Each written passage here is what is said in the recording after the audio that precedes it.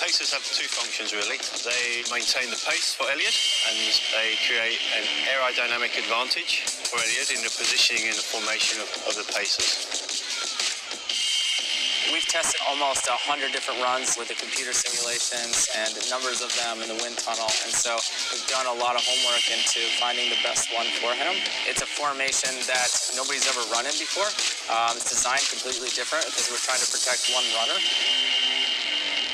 We had to come up with a specific configuration in order to minimize aerodynamic drag for Eliud, but the interesting thing is that none of these runners would be able to maintain that pace, so they have to rotate in and out in order to support him.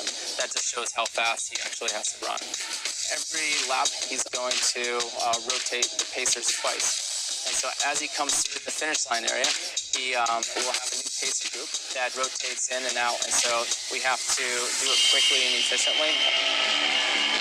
And there is the laser pacer, if you like. That is the pace that will bring him home inside 2 hours. And Ed, we're approaching the time for the phase changeover. He's switching out and getting fresh runners that are hopefully smoothly transitioning into formation so that Eliud can just draft and conserve as much energy as possible. So the pacemakers are critical for Eliud's success because they provide a way to mitigate the aerodynamic resistance. As we see that aero formation of the Pacers that we talked about in our earlier meetings, what's the significance of the style that we see the Pacers in this sort of 3 at the front, 3 along the back? Well, we talked about the nerves and the anticipation of the 3 runners, but the Pacers would have had a huge amount of nerves and adrenaline coursing through them to get into this formation.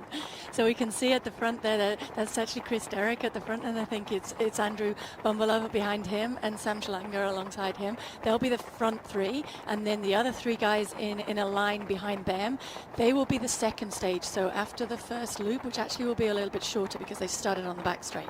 So when they come through with 17 laps to go, the front 3 will peel off and the back 3 will move forward into that triangle formation, and another 3 guys will come in and sort of have another lap to get themselves on pace. The idea being that then they hit the pace perfectly, and that's going to be the key factor here today, is that the 3 athletes attempting the barrier, they have perfect strategy. They're not allowed to go too fast, so they can't mess up their pacing by going too fast too soon. They're held to what we hope is the perfect pace to break through the barrier.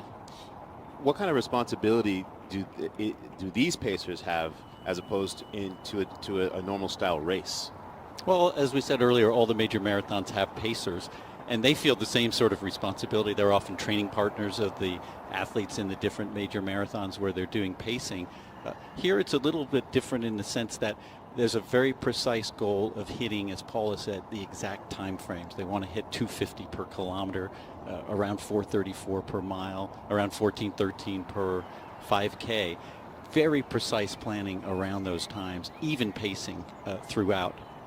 And the goal of that, of course, is to get to the halfway mark on pace and then go from there.